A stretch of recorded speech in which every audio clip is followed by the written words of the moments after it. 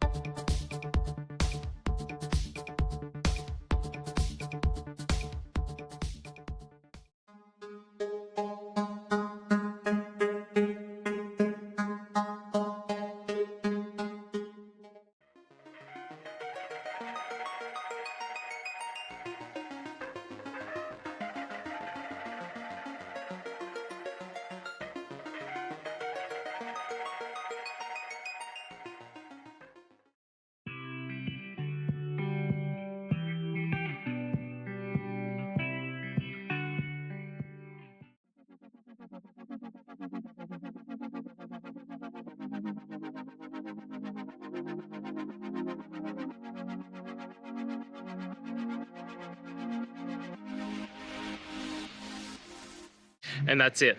I hope this video has helped you get through to that resolution that you're looking for. If it did, please hit subscribe. And until next time you need technical help, I hope you have a good one.